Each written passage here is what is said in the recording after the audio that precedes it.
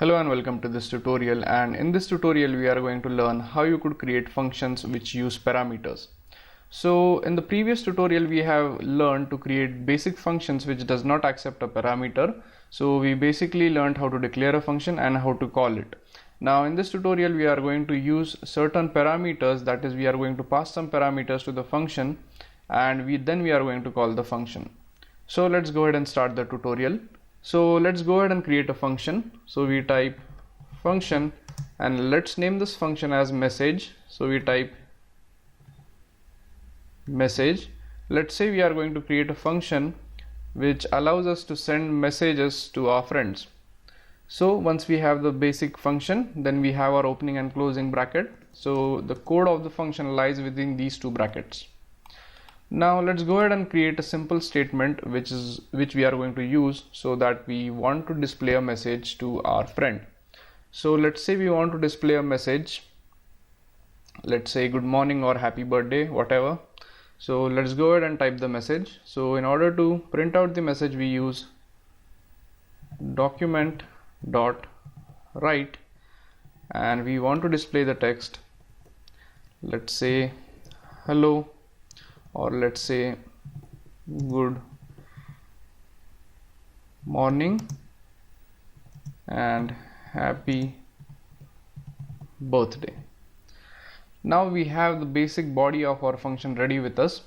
Now let's go ahead and call this function. So in order to call the function we simply give the function name, which is message in this case, and we end the statement. So now if we save the program and if we execute it on a web browser, you will get a message like good morning and happy birthday. Now let's say you want to add an additional parameter, let's say you want to add name of your friend so that it displays the message like good morning, happy birthday and your friend's name. So you could go ahead and you could just type your friend's name over here.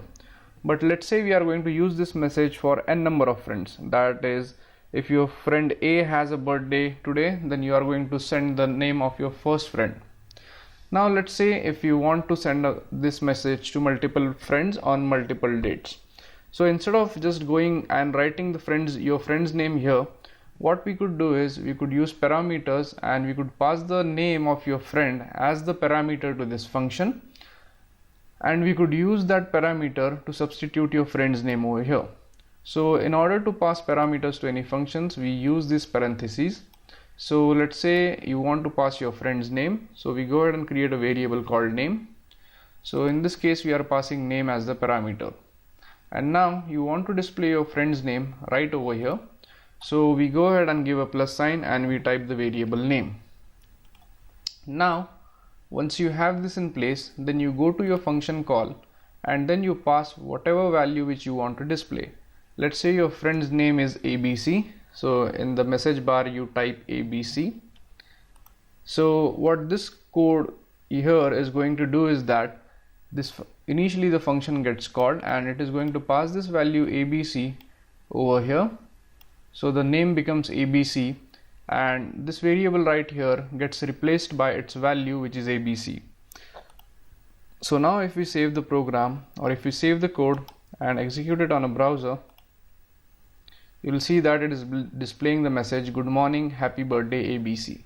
So that's the main reason why parameters are used in functions, so that you could pass the parameter and you could use the values of the parameter inside your function.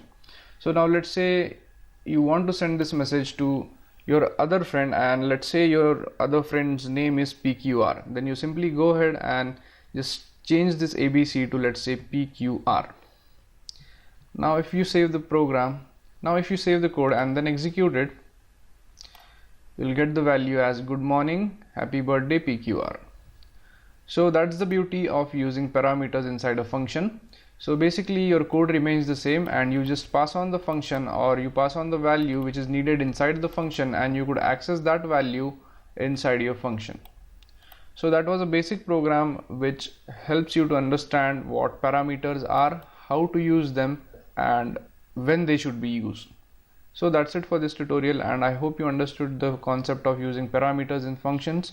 So in the upcoming tutorials we'll be using this concept, and for the next tutorial the thing which we are going to learn is how you could pass multiple parameters to the same function. So that's it for this tutorial, and I'll see you guys in the next tutorial. Thank you.